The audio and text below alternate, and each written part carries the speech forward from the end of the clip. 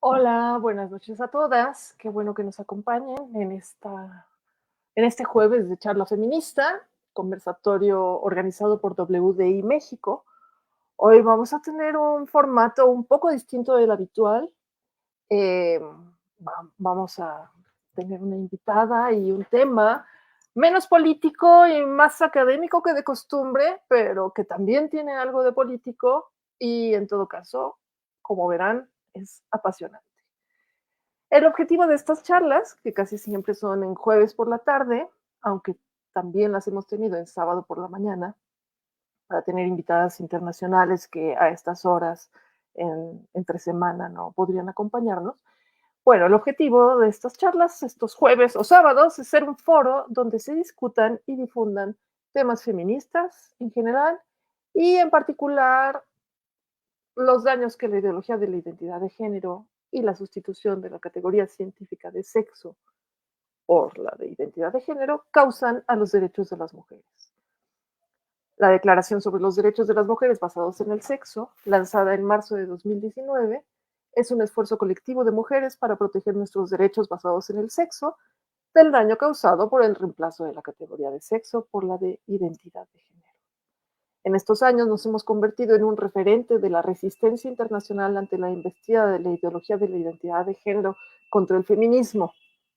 Somos una comunidad de mujeres con voluntarias en 51 países.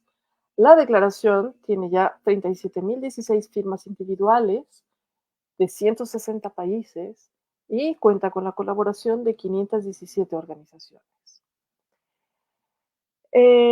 Nuestros objetivos son básicamente la protección de los derechos de las mujeres y de las niñas basados en el sexo. Casi todos los sábados, de hecho prácticamente todos los sábados, ¿sí? A las 9 de la mañana, hora de México, ahora que estamos en este horario fijo de verano, a las 9 de la mañana, los sábados, tenemos el conversatorio o webinario Feminist Question Time, que tiene casi siempre interpretación simultánea al español. Yo las invito a aprovechar esto, ¿no? Normalmente es en inglés el webinario, pero aunque no hablen inglés, pueden entenderlo porque tenemos prácticamente todos los sábados interpretación simultánea al español. Este sábado, por ejemplo, el sábado 28 de octubre a las 8 de la mañana, habrá un Feminist Question Time especial que se transmitirá desde una sala real a un público internacional por Zoom. Pero en esa sala real estarán Sheila Jeffries, Amparo Domingo, Cara Dansky, Joe Wu y Vaishnavi Sunda, respondiendo a la pregunta, ¿cómo se vería el éxito? O sea, ¿cómo sería un resultado satisfactorio desde el punto de vista de la Declaración Internacional de las Mujeres? Este sábado 28 de octubre a las 8 de la mañana con interpretación simultánea al español. Por supuesto, como siempre, las invito a firmar la Declaración sobre los Derechos de las Mujeres basados en el sexo. Alguien quizá me hará favor de poner ahora en el chat la liga para que firme si es que no lo han hecho. Y ahora sí, le doy la bienvenida a nuestra invitada, Kathleen Lowry. Kathleen, ¿cómo estás? No te oímos. Ok. Hola, hola. Hola, hola, y muchísimas gracias por la invitación y la oportunidad de hablar. Encantadas, encantadas. Te voy a presentar antes de pasarte el micrófono. Kathleen Lowry enseña antropología en la Universidad de Alberta en Edmonton, Canadá. Llevó a cabo investigaciones en comunidades indígenas hablantes del guaraní en Bolivia y Paraguay a finales de la década de 1990 y principios de la de 2000.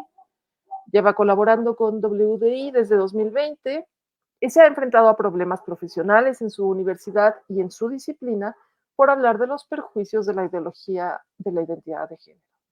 De hecho, a fines de septiembre, un panel internacional que Kathleen organizó para hablar con otras colegas sobre la relevancia del sexo biológico para la antropología fue eliminado de una importante conferencia antropológica. A lo mejor al final nos puede hablar un poco de eso, pero hoy viene a darnos una charla con el título Ginepología, una antropología de las mujeres, que de hecho es una versión de la que habría ofrecido en esa conferencia que cancelaron y digo mal por ellos, de lo que se pierden. Pero qué gusto y qué honor que vengas a hablarnos a nosotros de eso, Kathleen. Bienvenida y el foro es todo tuyo. Bueno, gracias y saludos a las hermanas en México. Voy a usar una serie de diapositivas, entonces no los veo. No sé si están apareciendo en otra pantalla o... ok, aquí estamos, gracias.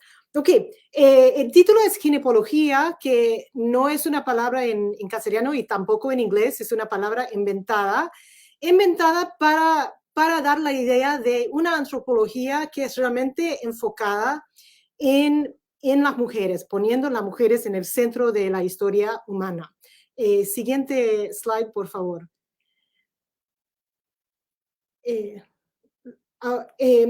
Hubo un florecimiento de interés por semejante enfoque durante los años 70. Con la entrada de más mujeres a la disciplina, había una generación de mujeres muy interesadas en enfocar en el papel de la mujer en la historia humana. Un hito en esa historia fue la publicación del libro, creo que fue publicado en 1980, pero en base a un congreso que se realizó durante los años 70, que fue un congreso que fue organizado como una respuesta a un congreso muy famoso en los años 60 que se llamaba El Hombre Cazador. Hubo una serie de charlas sobre el hombre cazador y después en los años 70 un grupo, creo, mayormente de mujeres, quizás no todas mujeres, pero un congreso sobre la mujer recolectora, como diciendo, vamos a ver cuál era el papel de la mujer en la historia humana y salió el volumen editado, pero rápidamente hubo un florecimiento pero que se empezó a apagarse o realmente fue fuertemente, yo diría, rechazada, empezando en los años 80. Y un hito importante en esta historia fue la publicación, quizás algunas de ustedes habían leído este famoso ensayo que se llama un manifiesto para cyborgs. Y la línea final es un ensayo por Donna Haraway, que es una antropóloga estadounidense súper famosa, supuestamente feminista, en ciertos sentidos sí feminista, pero en otros sentidos, a mi punto de vista, muy antifeminista.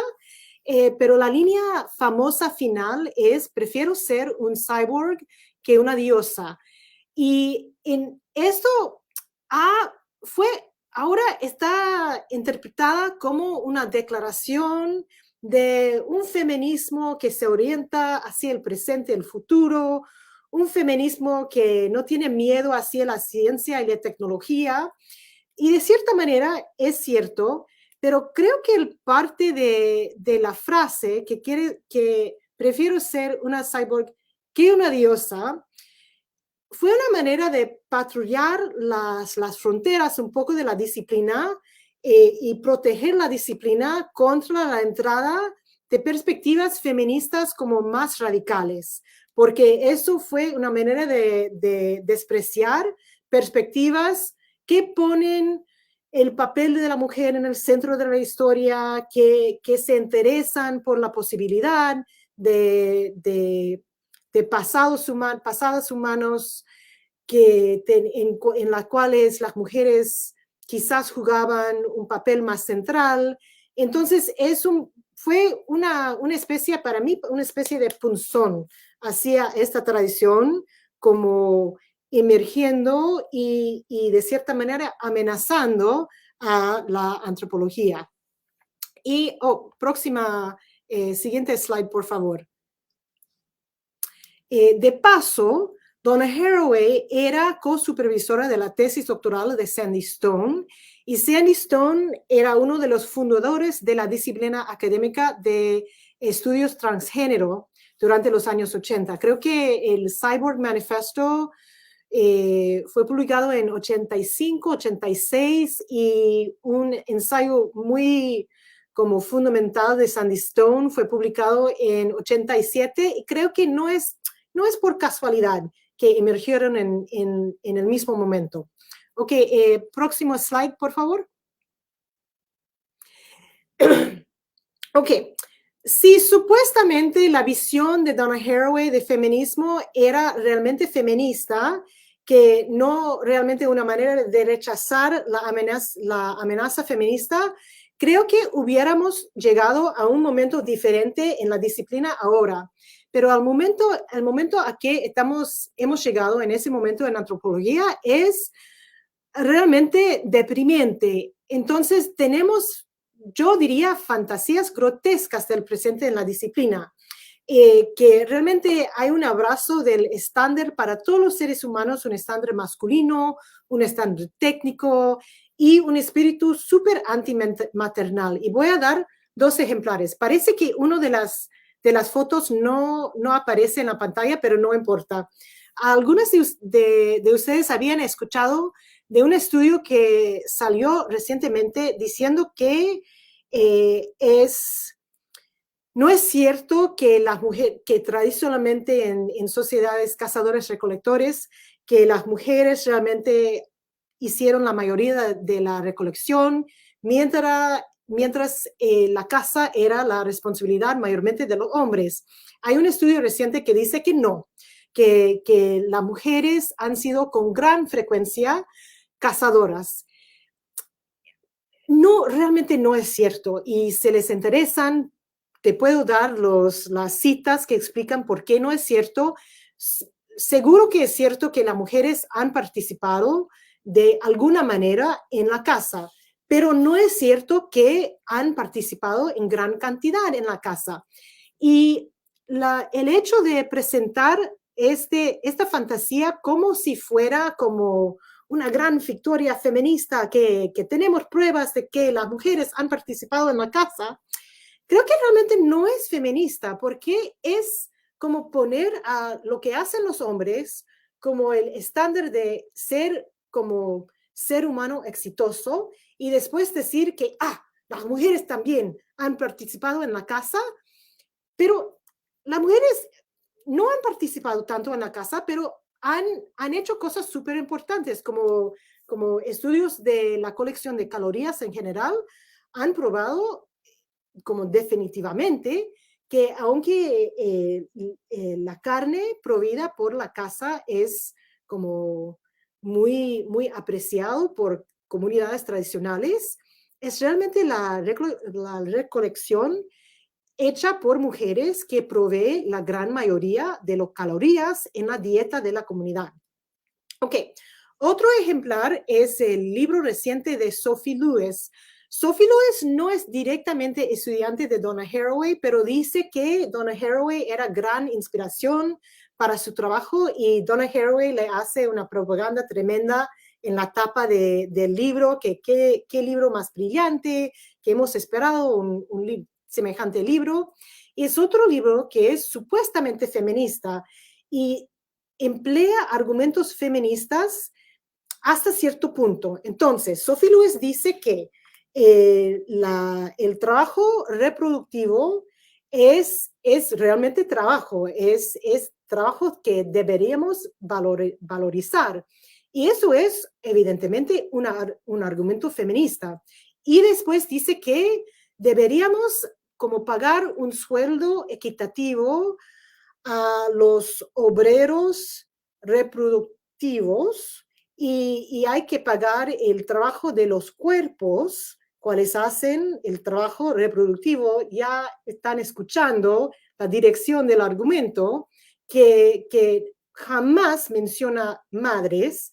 Para ella el título es Feminismo contra la familia y dice que la familia es una institución patriarcal, que ciertamente es, tradicionalmente es una institución patriarcal, pero para ella la solución es pagar a obreros reproductores como si fueran, como les van a dar un sueldo equitativo, pero después vamos a redistribuir el producto de su trabajo, que en este caso, por casualidad, son bebés, son infantes, hay que redistribuir el producto de su trabajo reproductivo de una manera equitativa en la sociedad, que quiere decir que vamos a sacar bebés de sus madres para redistribuir a familias que quieren bebés.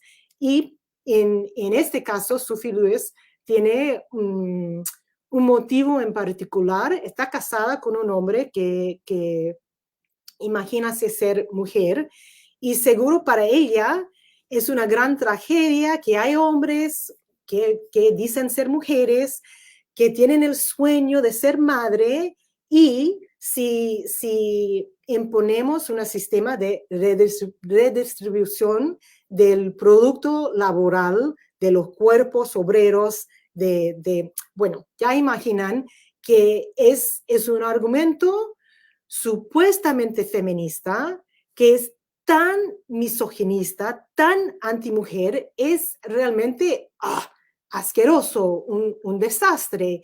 Pero eso es la tradición que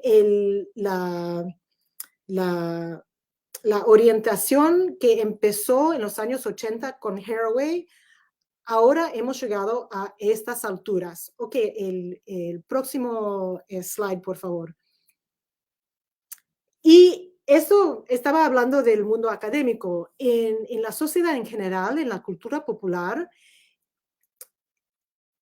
estamos si la segunda oleada feminista fue durante los años 60, 70, 40, 50 años después, las visiones populares de girl power son modeladas completamente en la violencia machista. Entonces, Wonder Woman con la armadura super sexy, o Viola Davis en la película The Woman King, era súper en forma, pero es una mujer bastante petiza, de 50 y pico años, y durante la película estaba como ganando así a como guerreros de 20 y pico años, 30 y algo años, que es una fantasía grotesca, es una propaganda hacia las niñas que la manera de ser una mujer importante, una mujer poderosa,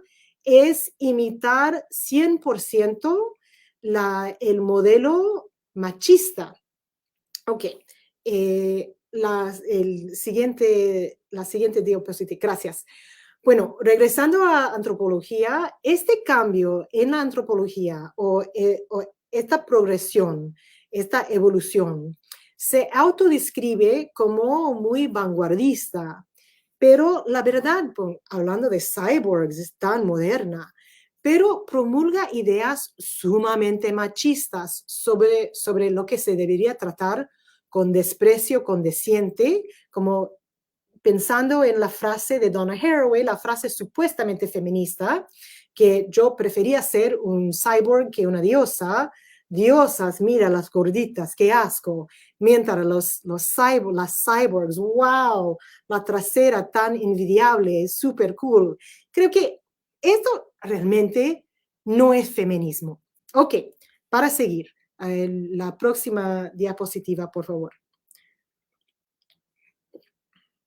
Los resultados en el mundo académico, igual que en la visión popular, los resultados son la asimilación de la historia de las mujeres a la de los hombres, como la mujer cazadora, como publicar un estudio sosteniendo que las mujeres practican la caza casi con frecuencia casi igual a los hombres, es una victoria feminista, es empaquetada como feminista.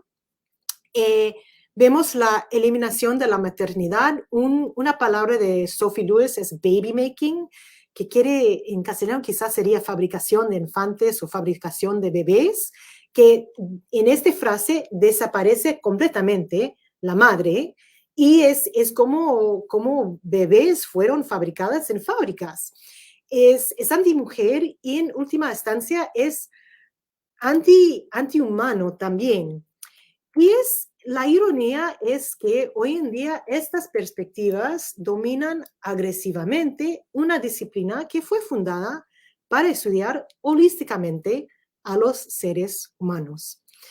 Bueno, siguiente diapositiva, por favor.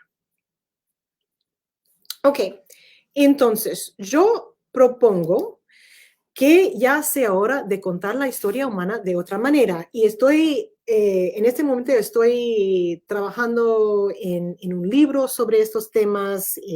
Quería dar una charla en el Congreso de que fue votada sobre estos temas. En el tiempo restante voy a hablar del agua, de la grasa, las abuelas y las abuelas para explorar una historia humana centrada en las mujeres.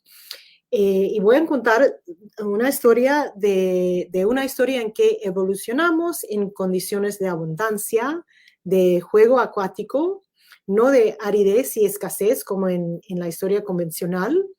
Una historia en que la grasa, que las mujeres, nosotras como tenemos un auto-odio por la grasa que tenemos en el cuerpo, pero la grasa realmente es súper importante en la historia, en la evolución de los seres humanos, que la grasa era de igual importancia que la musculatura. Y voy a hablar de una historia en que las abuelas, las tías y, por supuesto, las madres eran de importancia fundamental. Próxima diapositiva, por favor. Y en la historia humana convencional empezamos con el protohombre cazador y la hipótesis de la sabana sobre la evolución de los homínidos. Estas son palabras muy difíciles para mí de pronunciar. Cada vez quiero decir sábana, como en la cama, en vez de sabana, y homínidos, no sé. Bueno, esta hipótesis explica el bipedismo como adaptación de los cazadores machos a un paisaje árido y implacable, y narra una vida dura en que las hembras tenían que complacer a los varones para que les regalaran carne. Los machos eran las estrellas del espectáculo evolutivo y las mujeres y los niños los actores secundarios. Y esto sigue como la historia convencional y bien aceptada de la evolución. Pero, próxima diapositiva, por favor. En años recientes, una vieja alternativa ha ido ganando nuevo apoyo. Y cómo voy a explicar, mayormente afuera de la antropología. Algunas de ustedes van a saber del libro El descenso de la mujer, escrito por la galesa Elaine Morgan en 1972. Fue un gran éxito, un bestseller y ganó un público tremendo, pero también recibió un montón de críticas. Y ella en su vida después siguió revisando su teoría, corrigiendo errores, porque realmente la versión preliminaria en el descenso de la mujer tiene errores científicos, pero también tiene mucho más chistes. Su estilo de escribir es súper graciosa. Ella murió en 2013, pero siguió publicando libros sobre la teoría del simio acuático, que voy a explicar en un momento. Y no fue la primera en proponer la hipótesis. El primero fue el inglés Alistair Hardy, pero realmente ella es famoso como el principal divulgadora. Dentro de la antropología, esta teoría jamás ha sido aceptada, pero siguiente slide, por favor.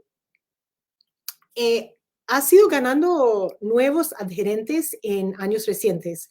Y si ustedes hablan inglés, recomiendo el programa del BBC Radio 4, salió en 2016. El narrador era el científico David Attenborough, y ese programa tiene 2 episodios y resume todas las evidencias. No voy a poder explicar todas las evidencias hoy, pero hay nuevas pruebas considerables y muchos investigadores de la corriente dominante entran en razón con la hipótesis del simio acuático, aunque no son en su mayoría antropólogos. Bueno, ¿qué es que han descubierto? Próxima diapositiva, por favor. Han puesto más atención en la grasa. Stephen Cunnane es fisiólogo canadiense. El título de su libro es excelente. El juego de palabras suena mejor en inglés porque el título Survival of the Fattest es un juego de palabras con Survival of the Fittest, supervivencia del más fuerte. En castellano no suena tan lindo, pero es un fisiólogo. Él estudia el desarrollo del cerebro durante la juventud y también en el vejez, y el papel de la nutrición en crecer nuestro cerebro. Y él se nota de que el cerebro humano es construido casi completamente de grasa, y que es un poco chistoso porque en inglés un insulto es fathead, cabeza de grasa, pero realmente tenemos cabezas de grasa. Es construido casi completamente de grasa y es enormemente costoso energéticamente. Entonces, no voy a recordar ahora, pero una gran cantidad de las calorías que nosotros gastamos cada día se gasta en pensar. El cerebro como come un montón de calorías. Y el cerebro requiere, para desarrollar durante la infancia, requiere aportes específicos de ácidos grasos y oligoelementos que se encuentran en mayor abundancia en el pescado y el marisco. Y él concluye que es realmente razonable formular una hipótesis sobre la posible evolución humana en entornos acuáticos. El siguiente slide, por favor. Además de que los seres humanos realmente en general, somos bichos gordos. Y la grasa humana está distribuida de forma diferente a la de nuestros primates parientes más cercanos, los simios y chimpancés. Gran parte de nuestra grasa se encuentra en una capa fuertemente adherida a la piel. Y esto fue la cosa que Alistair Hardy, el inglés, también fisiólogo, él notaba, estaba en un viaje al Ártico y uno de sus trabajos era hacer disecciones de mamíferos acuáticos y se notaba que la capa de grasa de mamíferos acuáticos adhiere a la piel, igual que la grasa en el cuerpo de los seres humanos. En simios y chimpancés, la grasa mayormente se acumula alrededor de los órganos internos. Bueno, y nuestro gran cerebro es el órgano más graso de nuestro cuerpo entero. Y también tenemos bebés súper gordos. Los bebés de primates, como se ve en el caso de la gorila en la foto, son monos, son muy monos los bebés, pero si fuera un bebé humano, las costeras visibles sería un señal de un problema con el salud, que es en un bebé gorila es completamente normal. Siguiente slide, por favor. Y Cunnane, Morgan, un investigador más que voy a mencionar en un momento, han notado de que el estilo de vida acuático de revolcarse, nadar y bucear es calóricamente permisivo para volverse, digamos, esbelta. Y puse la foto del hipopótamo porque la teoría del simio acuático no es que pasemos por una etapa evolutiva en que vivimos como delfines. Nadie está sugiriendo de que pasemos por una etapa de vivir completamente en el agua, nadando todo el tiempo. La sugerencia es que quizás los antepasados pasaron por una etapa en que vivimos como el hipopótamo, pasando mucho, como un bicho terrestre, pasando mucho tiempo en el agua. Y en el agua no se siente tanto el efecto de la gravedad, entonces puedes adquirir como ahorros de calorías. En el caso del hipo, el hipo ha puesto sus ahorros en poner un cuerpo realmente graso, con un cuerpo con mucha grasa. En nuestro caso, es posible que usemos los ahorros de vivir en el agua en poner más grasa en el cuerpo, de dedicar más grasa al desarrollo del cerebro y dedicar más grasa a la crianza de nuestros bebés gorditos. Además de que el hipo tiene el cuerpo súper graso en base a una dieta vegetariana. Imagínense un bicho como nuestros antepasados comiendo no verduras, en vez de verduras, comiendo pescado, comiendo mariscos, que muy a menudo son comidas muy grasas. Comiendo comidas muy ricas, muy grasas, ahorrando calorías como pasando la vida revolcando en el agua, pudiera haber dedicado más calorías a otros propósitos, como crecer el cerebro. Entonces, eso es, y la otra cosa de esa teoría es una teoría de la evolución humana en condiciones de abundancia y no en condiciones de escasez. Ok, la próxima slide, gracias. Otra fuente de evidencias viene de considerar el buceo y relacionado con el buceo, el control de la respiración. Erika Shagate es una fisióloga quien trabaja en el Mid Universidad de Suecia y ha producido numerosas publicaciones sobre la capacidad de inmersión de los seres humanos y aparentemente es realmente súper impresionante. Ella sugiere que nuestra capacidad para inmersión nos pone en el rango de nutrias, que son como criaturas básicamente terrestres, cuales pasan mucho tiempo en el agua, y focas son completamente, no completamente, pero pasan la gran mayoría de su tiempo en el agua. Y ha hecho estudios en dos comunidades. Ha estudiado a competidores de buceo a pulmón o buceo a apnea, no sé cómo se dice en castellano realmente, es freediving, que realmente quiere decir buceo sin equipaje. Y los world records de buceo a apnea son impresionantes. Bajan a profundidades de mínimamente 100 metros sin equipaje. Y según Chagaté, lo interesante es que los competidores llegan a poder bajar a profundidades como 100 metros, pero es un deporte bastante nuevo.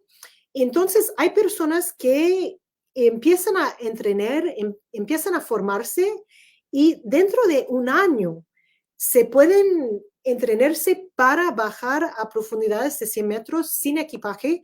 Hay técnicas como una técnica se llama el empacar a los pulmones, es una manera especial de como, no sé, tragar aire para, no sé exactamente cómo funciona, pero no es aparentemente una persona cualquiera se puede entrenar y llegar dentro de un año a poder empacar los pulmones.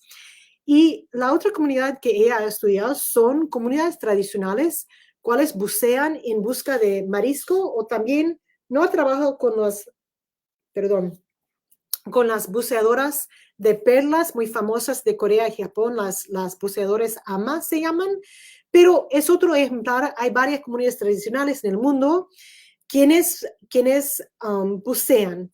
Y en este caso, lo interesante no es la profundidad, no bucean a 100 metros, pero bucean a 9 o 10 metros, que es profundo, que pensando si has ido a una piscina, para mí, bajando a una profundidad de 2 metros, ya me duelen los oídos. Bueno, no estoy acostumbrada, pero ellos bajan a 9, 10 metros y después suban. Entonces, bajan, suben.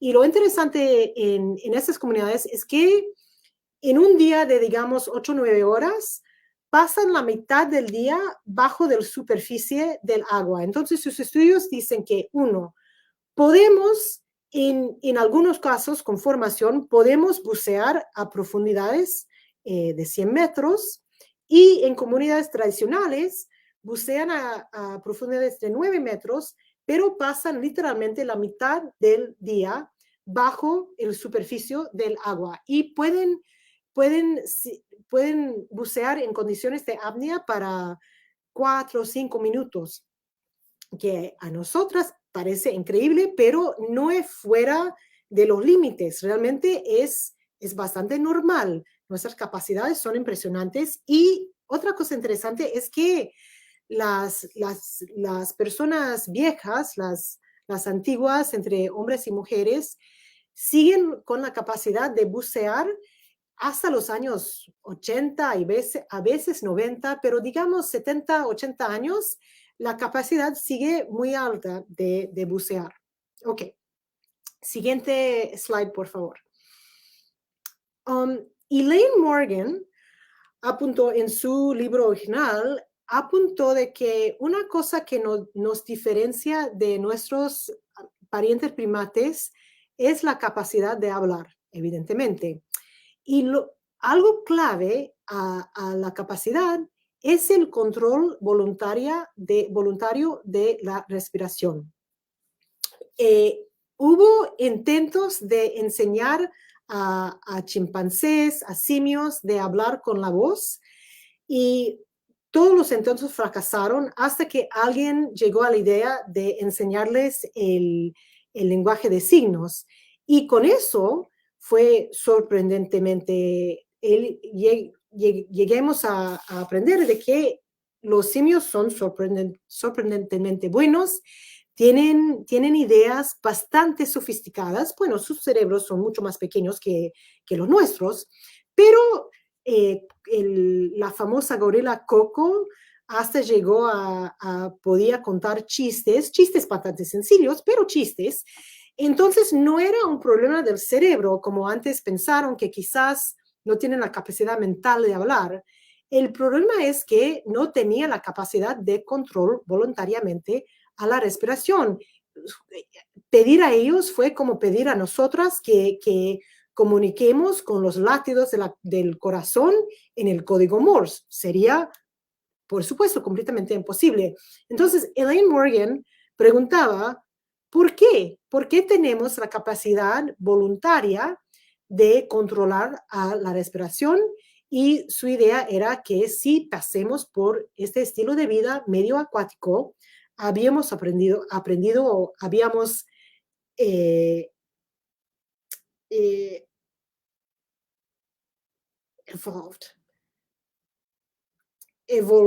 habíamos evuelto, no, evolución, no voy a poder, ustedes me entienden, ¿no? Habían evolved la capacidad de controlar la respiración. Ok, el próximo slide, por favor.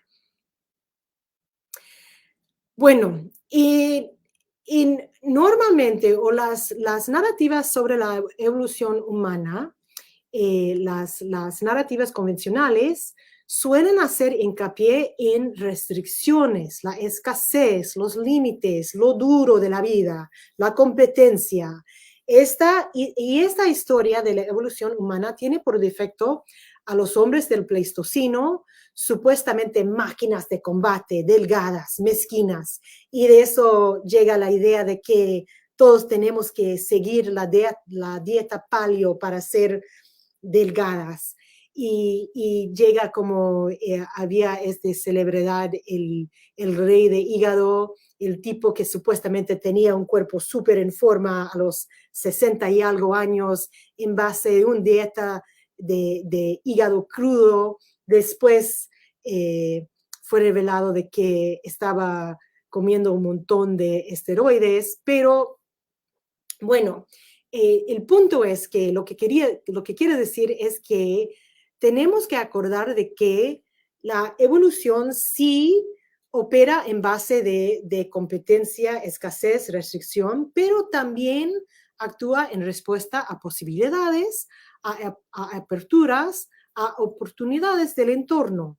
Y pasando un rato en una vida, un entorno acuático, hubiera ofrecido posibilidades de obtener nutrición muy rica, de gastar ahorros de calorías en otros como proyectos de evolución del cuerpo humano. Y el medio es un móvil de la evolución, tanto como una manera de limitar las posibilidades. Ok. Próximo slide, por favor. Bueno, para seguir en la historia de la evolución con mujeres como enfoque de la evolución. Cuando nos preguntamos cuál es la unidad familiar elemental, en vez de hombres, quizás deberíamos pensar en las abuelas. ¿Es la unidad familiar elemental el hombre cazador como en las historias convencionales y su pareja y descendencia? ¿O sería quizás una simpática abuelita regordeta, sus hijas y sus gordos bebés? Y ahora voy a hablar de algo que es realmente muy bien aceptado en la antropología de hoy. Voy a hablar del Grandmother Hypothesis, la hipótesis de la abuela, que fue planteada por primera vez por Kirsten Hawkes en 1997. Ella lo propuso tras observar el intenso trabajo que realizan las abuelas Hadza para alimentar y cuidar a sus nietos. Y los Hadza son cazadores-recolectores de Tanzania. Siguiente slide, por favor. La hipótesis de la abuela también propone una respuesta a la pregunta ¿por qué existe la menopausia? Para ser francas, ¿por qué las mujeres no morimos poco después de que acaba nuestra capacidad reproductiva? Y seguro que muchos hombres se lo han preguntado. La representación popular de la menopausia es que es una tragedia para mujeres. Mira la tipa tan triste con los cabellos grises y ya no puede tener hijos, el reloj se ha frenado y qué pena. Y la verdad es que nuestros parientes primates más cercanos, como los chimpancés y los simios, siguen teniendo hijos hasta la vejez, mientras nosotras no. Siguiente slide, por favor. Como ya dije, la hipótesis de la abuela goza ahora de amplio apoyo en la antropología. La del simio acuático realmente no. Y la hipótesis es en base de las diferencias, las diferentes estrategias de hombres y mujeres, y tenemos, para pensar en esto, tenemos que pensar en hombres y mujeres, no en el espectro de sexo, pero tenemos el sexo biológico es binario y los hombres tienen los gametos pequeños, y eso significa que ellos pueden emplear gracias. Ellos pueden emplear una estrategia evolutiva, es la palabra que necesitaba antes. Su estrategia evolutiva puede ser amplia y poco profunda. No estoy diciendo que cada hombre emplea esa estrategia, pero teóricamente un hombre puede tener cualquier cantidad de hijos. Bueno, dado que encuentra mujeres dispuestas o quizás a la fuerza con las cuales puede tener hijos.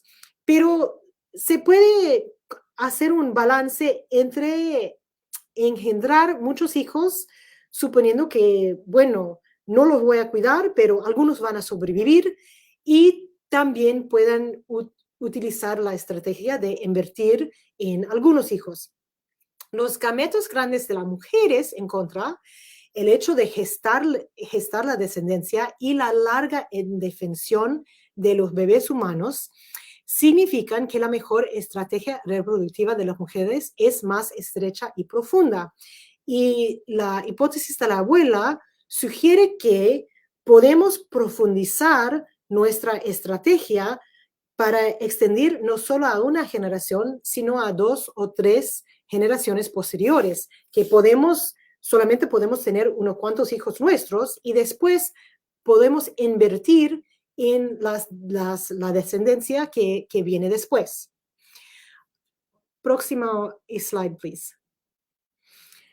Bueno, nuestros bebés gordos indefensos son realmente un poco misteriosos en términos evolutivos. Puede ser que la ayuda de las abuelas homínidas facilitó la evolución de nuestros bebés tan indefensos, con los cerebros tan enormes y grasos, y que se contiene en una cabeza que a la empieza con los bebés nuevos es una cabeza blanda. Los bebés nuevos tienen cuellos súper débiles, no pueden soportar a la propia cabeza. El bebé siempre necesita ayuda, y eso es muy diferente que nuestros parientes primates más cercanos, como los simios y chimpancés. Se pueden aferrar enseguida a sus madres, se pueden mantener a su propia cabeza, y las madres simios y de los chimpancés no dejen que nadie toquen a sus bebitos durante meses.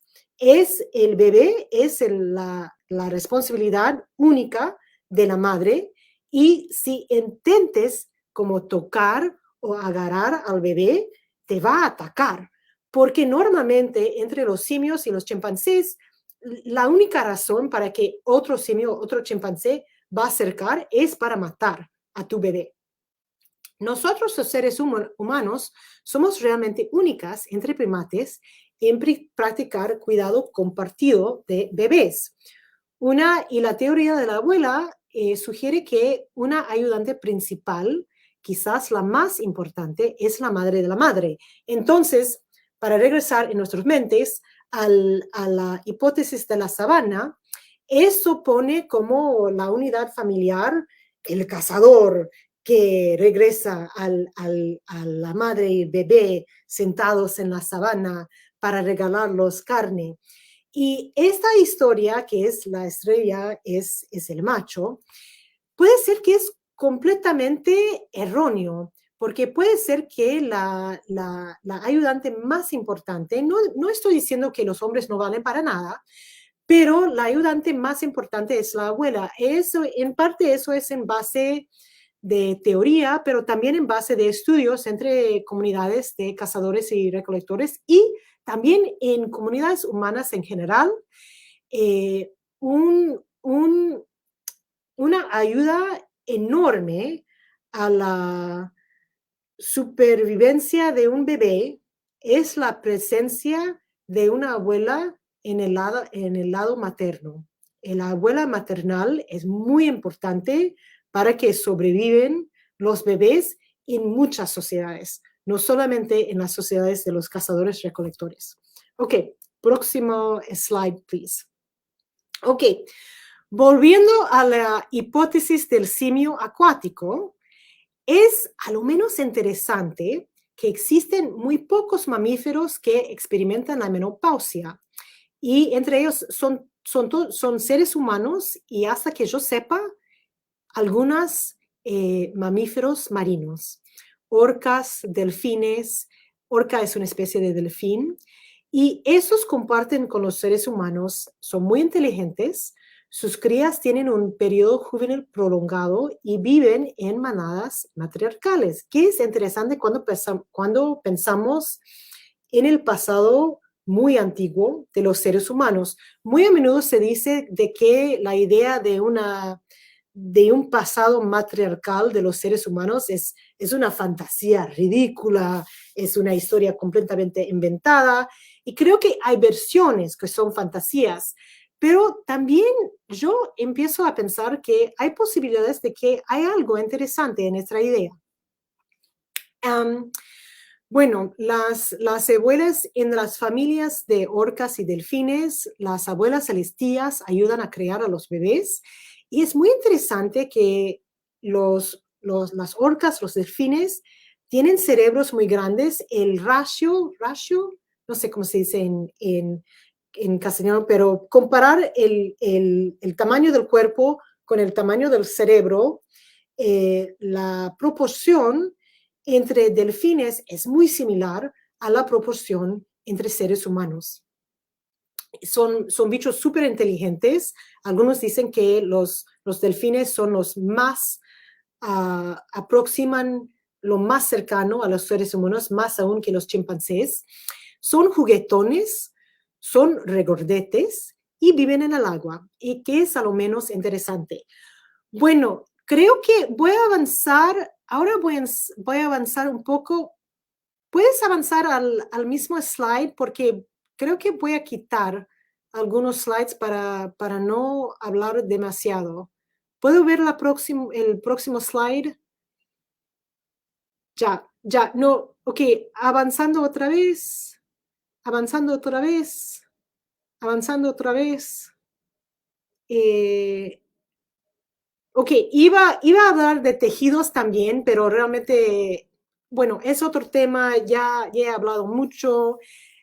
Solamente quería decir que no es una gran conspiración del patriarcado, que lo que se preserva en el registro arqueológico son huesos, son piedras,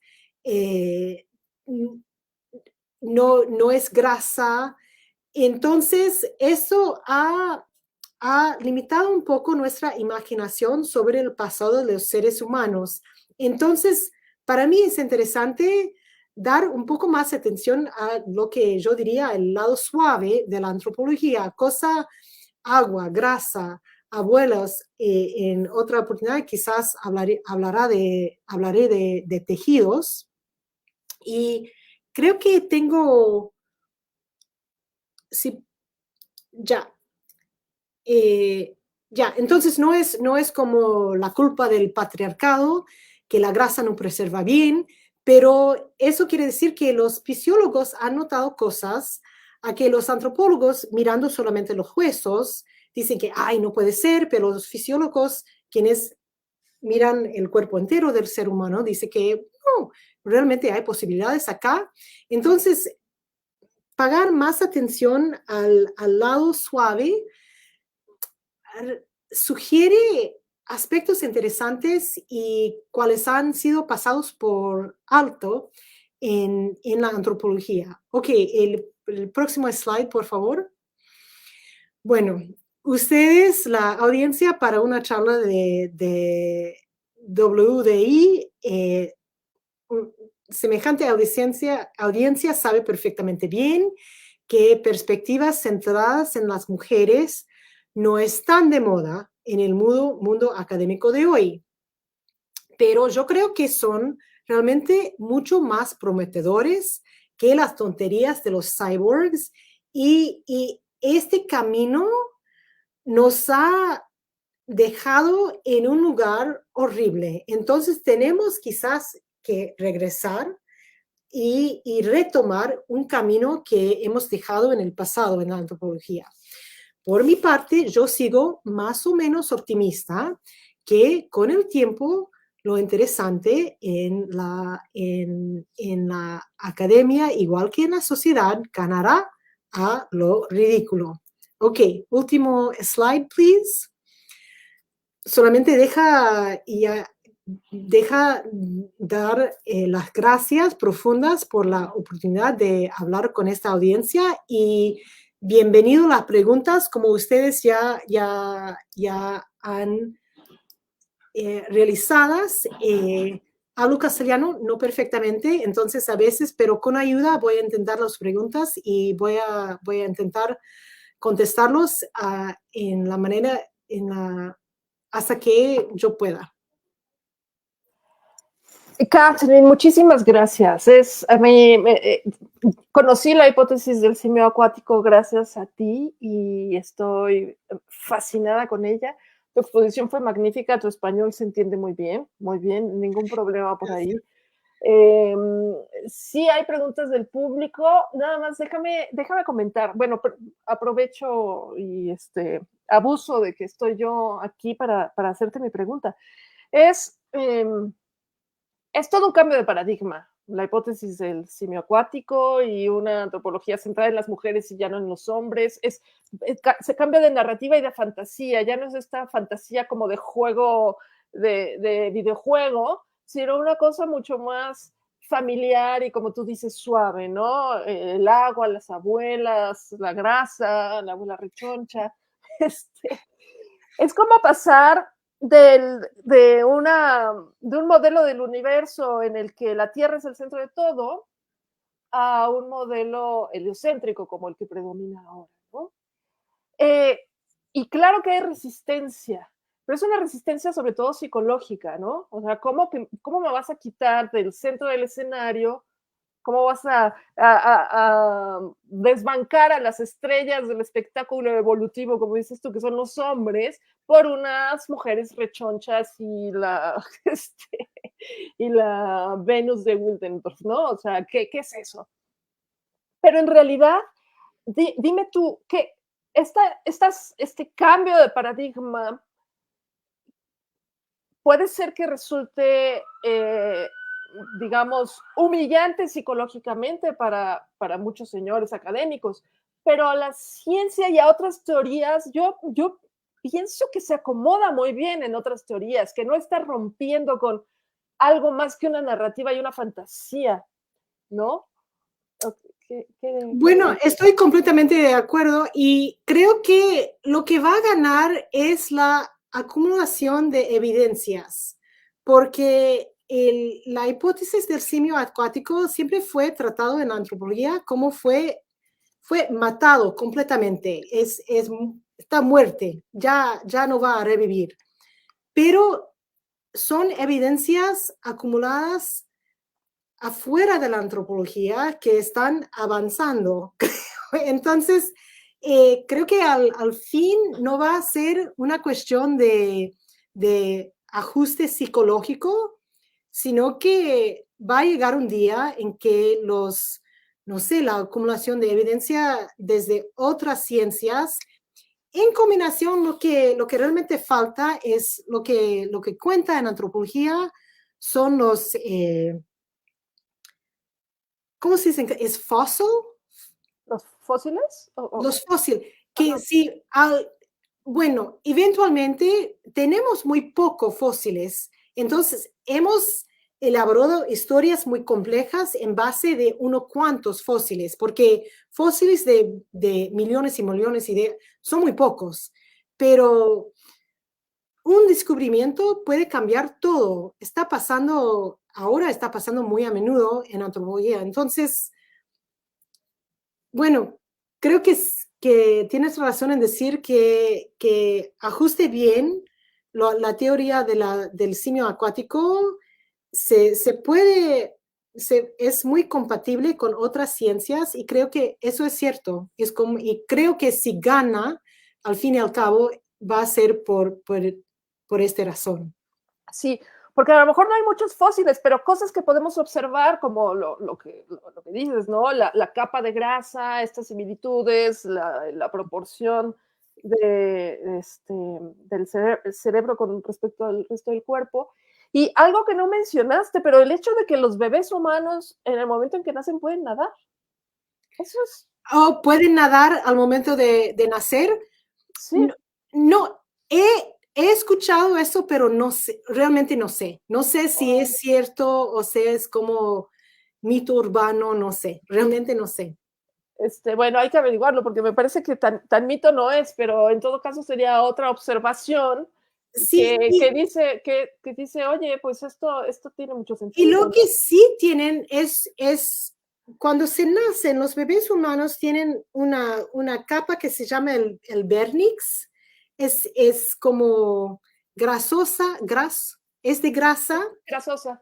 Y los primates no tienen. ¿Y por qué? Porque, y es muy interesante que los bebés de los De las focas. focas, tienen la misma sustancia en su piel al momento de nacer. Y eso sería útil naciendo en agua, ¿no? Ujú. Una sustancia de protección. Entonces, hay evidencias, pero sobre si los bebés saben nadar al momento al nacer, realmente no sé, no sé. Pues sí, yo he visto videos de bebés a los que ponen en el agua y por lo menos se mueven así, ¿no? Y van hacia la Y son superficie. tan gorditos que bueno, a lo menos fácilmente van a estar suspendidos en agua porque por sus cuerpos llenos de grasa. Sí, no, es fascinante y que hay mucho que explorar por ahí. Y confío, como dices tú, en que esto triunfe por encima del ridículo, ¿no? Y hay preguntas del público. Hay una que dice así: la teoría de la sabana argumenta que la bipedalidad, el hecho de caminar en dos pies, se desarrolló como una ventaja en un entorno de sabana para poder detectar depredadores y presas a la distancia.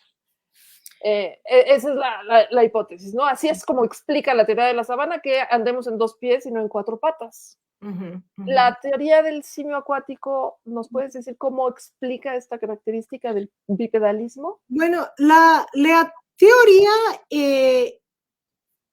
usa comparación con primates que entran en el agua porque aunque no hay primates quienes viven un estilo de vida acuático, hay primates cuales entran en el agua y siempre se ponen como a dos pies no sé cómo se dice wade, Como flotar, dejarse como ir, flotar. así. Y eso sería una manera, entrando en el agua para poner a dos pies y también el agua asiste a mantenerse en dos pies, que es un aspecto muy misterioso del bipedismo en general, porque aunque sería eventualmente útil tener el balance bien en dos pies, desarrollar el balance en dos pies es súper difícil. Entonces, imaginándose una criatura como corriendo en cuatro patas, ponerse en dos patas sería como problemático, pero si esos primates, nuestros antepasados, aprendieron a entrar en el agua da una ayuda a esta manera de andar que es un poco riesgoso para el balance. Entonces, eso es básicamente como explica la teoría del simio acuático. O sea que la hipótesis del simio acuático viene a, digamos, a arrojar luz sobre algo que en la teoría de la sabana es una laguna, un hueco explicativo. No hay explicación satisfactoria para eso, ¿no? No, porque es una expresión que dice que al fin de llegar a como dominar bipedismo, sería súper útil. La cuestión es que convertir de cuatro patas a dos patas, porque andar en dos patas es realmente difícil, es difícil para los seres humanos, los bebés, mientras aprenden a andar en dos patas, no es tan fácil. Entonces, pensando en el proceso evolutivo, ya, al fin del proceso es súper, ya que uno es experto en andar en dos patas, es muy útil. Pero el proceso de convertir de cuatro patas a dos patas es un poco misterioso explicar cómo hubiera hecho. Sí, sí. Bueno, hay otras preguntas y comentarios. Dice Sandra, bueno, aquí ya alguien nos ganó. ¿Cómo justifica la teoría de la sabana el desarrollo de un cerebro tan costoso energéticamente en condiciones de escasez? Bueno, sí. Eso es realmente un problema para la teoría de la sabana, porque según lo que yo he leído, realmente sería casi imposible desarrollar ¿cómo se en castellano? Evolucionar. Evolucionar. Sería casi imposible evolucionar un cerebro en base de los nutrientes proveídos por la dieta de la sabana, porque la carne, la cantidad de carne y las capacidades energéticas de la dieta de la sábana es realmente muy difícil explicar. Invertir en un órgano súper costoso, llena de grasa, en base de la dieta del sábana. Entonces, realmente la teoría de la sabana no tiene una explicación muy convincente de cómo lleguemos a tener un cerebro enorme, costoso y con tanta grasa. ¿Conoces o sea, la cantidad de científicos de diferentes disciplinas que están explorando la hipótesis de la sabana hoy en día es interesante o importante? O sea, hay una cantidad considerable de científicos explorándola. Una gran cantidad, no diría una gran cantidad, pero lo interesante es que entre científicos quienes han pasado como una vida entera pensando en esas cosas, son los fisiólogos, como ya mencioné, y también algunos antropólogos bastante antiguos, como al fin de la vida, reflexionando. Entonces, por ejemplo, Desmond Morris, quien fue criticado fuertemente por Elaine Morgan, eventualmente decidió que realmente ella tenía la razón. Y también otro, ¿cómo se llamaba? Él escribió un libro, el título era Hombres Demónicos o algo así, sobre la violencia y cómo la violencia de los machos contribuyó a la evolución de los seres humanos. él ya a estas alturas está aceptando un poco más la posibilidad. Entonces es interesante. Y también alguien como Stephen Cunnane es fisiólogo, pero él piensa en otras cuestiones. Entonces, por ejemplo, los antropólogos realmente están formados para pensar en huesos. Y es un fisiólogo como Cunnane quien ha dicho que el cerebro humano requiere nutrientes súper ricos y súper específicos. Y para obtener esos nutrientes en el entorno del sabana sería realmente muy difícil. Ajá. Sí. Bueno, a propósito de esto, voy a leer el comentario de Sandra Ramírez que dice: de hecho, los ácidos grasos provenientes de los peces son muy importantes para el correcto funcionamiento del cerebro y el sistema nervioso, y algunos esenciales, como el omega 3. También este se encuentra en algunos vegetales en forma de un precursor que el cuerpo puede transformar. Sí, que es cierto que no es exclusivamente el pescado y los mariscos. Bueno, hay personas que jamás comen pescado y mariscos y no mueren, pero el argumento de la hipótesis del simio acuático es que es más, los fuentes en el marisco y en el pescado son como fuentes más ricos y más eficientes.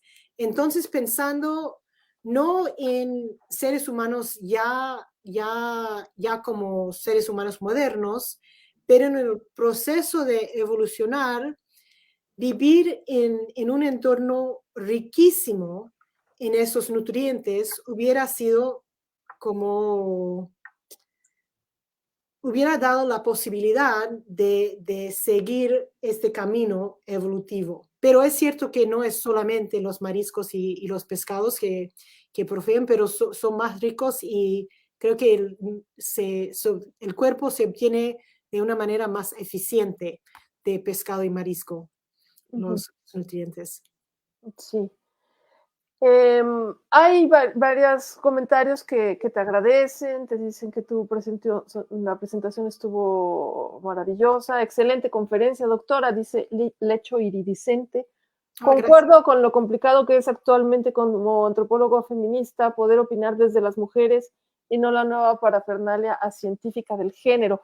Relacionado con esta pregunta, o con este comentario más bien, tenemos una pregunta que es: ¿qué prejuicios y dificultades se enfrentan las mujeres en el campo de la antropología y la paleoantropología, especialmente las que se niegan a adoptar la ideología de la identidad de género? Y quisiera, Catherine, conectar esto con lo que viviste recientemente a fines de septiembre, cuando se canceló tu conferencia, que puede ser un gran ejemplo de el tipo de prejuicios y dificultades a los que se enfrentan las mujeres pues que como tú eh, reconocen que hay dos sexos y esto es importante para poder estudiar, por ejemplo, la evolución del ser humano. Es importante.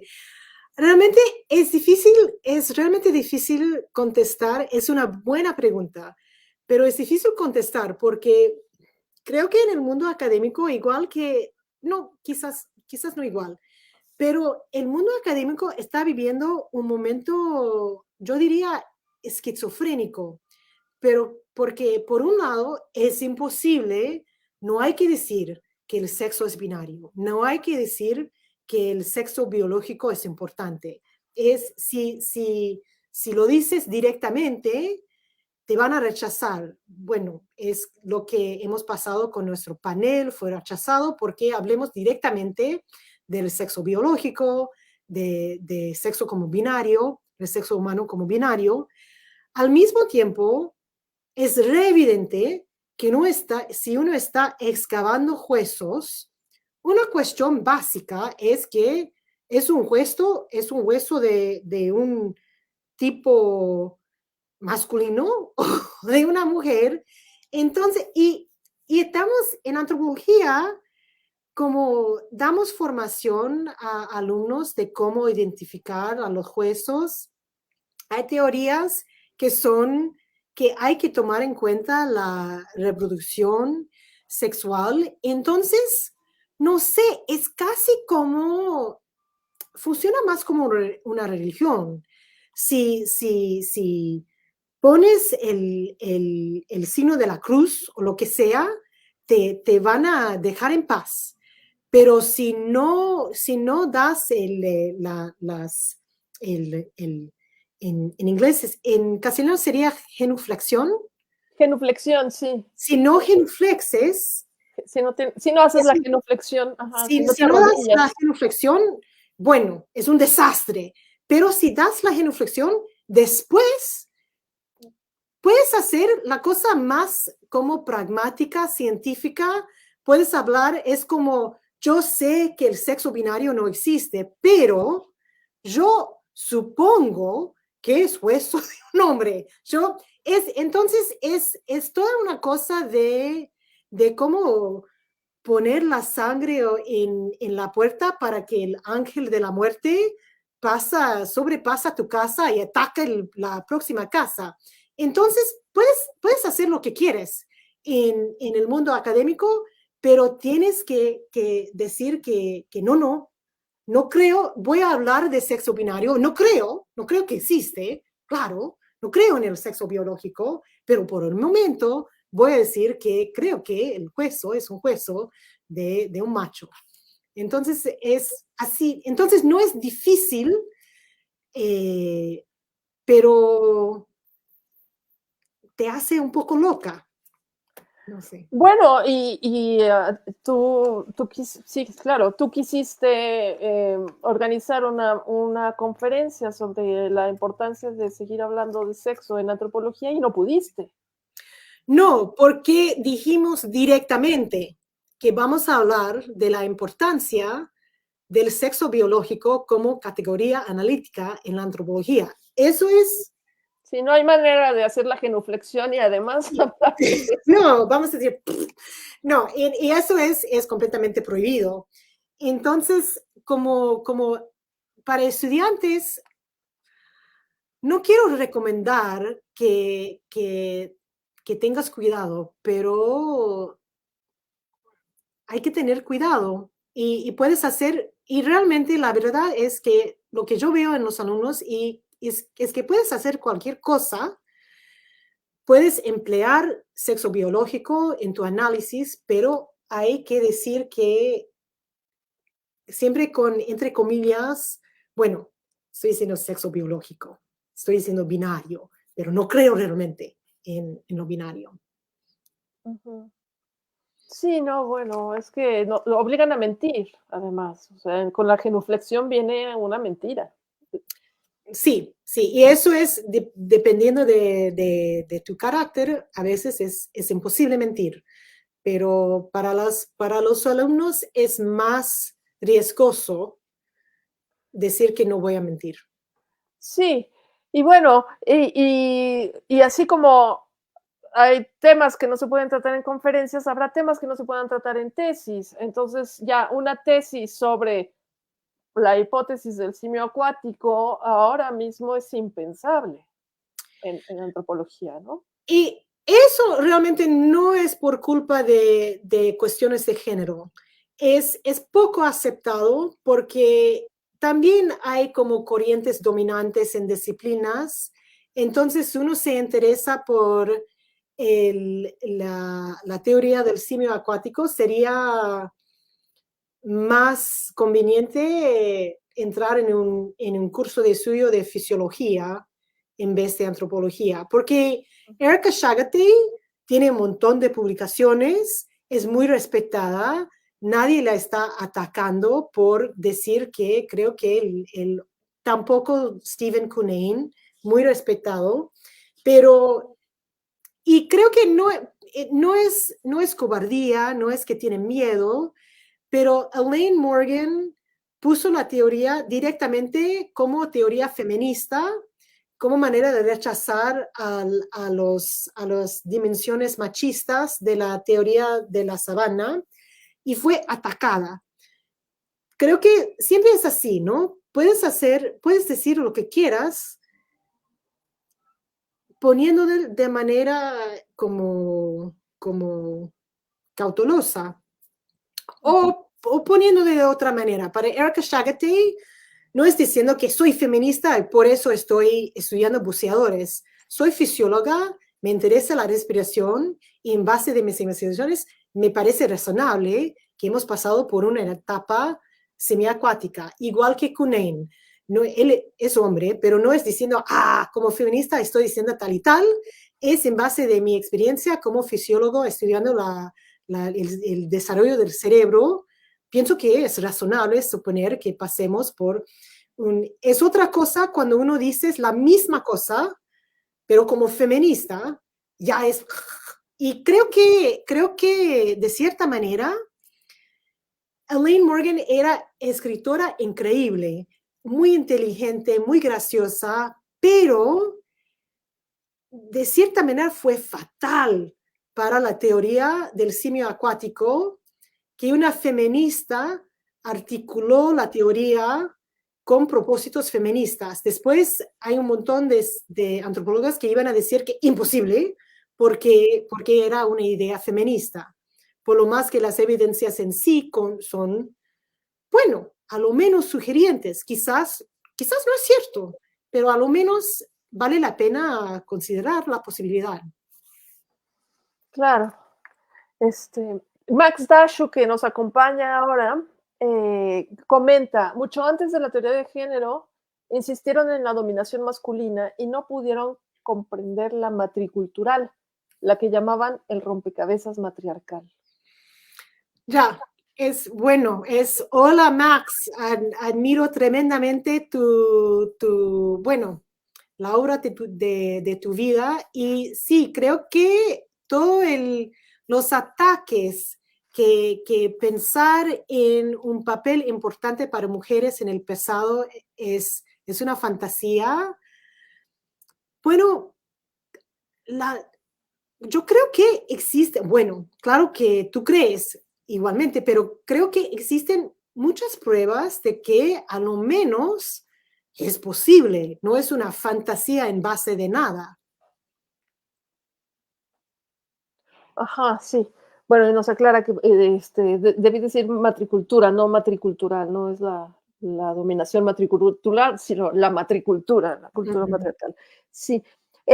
Y decías que estás trabajando en un libro, Catherine. ¿Cómo va? ¿Cuándo va a estar listo? ¿Ya hay editorial? Bueno, quién sabe, poco a poco estoy trabajando en el libro. Sí, hay un parte sobre las teorías de Morgan, un parte sobre las teorías de María Gimbutas, era arqueóloga a quien interesaba el papel de la mujer en la prehistoria. Y otra parte sobre el tratamiento de los textiles, que los textiles han recibido mucho menos atención que la metalurgia, las tecnologías de piedra, y otra vez son técnicos desarrollados por mujeres, pero también es que no preservan bien en el registro arqueológico. Entonces, no digo, creo que hay un aspecto patriarcal, pero hablamos de la edad de piedra, de la edad de bronce, no solamente porque son como técnicos de los hombres, sino también porque preservan bien tras los años. Uh-huh. Pues va a ser interesantísimo leer tu libro cuando salga. Ojalá. Avísanos y a ver si vienes a platicarnos de él cuando esté. Lo voy a hacer. Y bueno, por último, y para ya cerrar, Daniela pregunta, ¿dónde podemos aprender más de este tema? Bueno, de los temas de los que hablas de esta... Bueno, del simio acuático,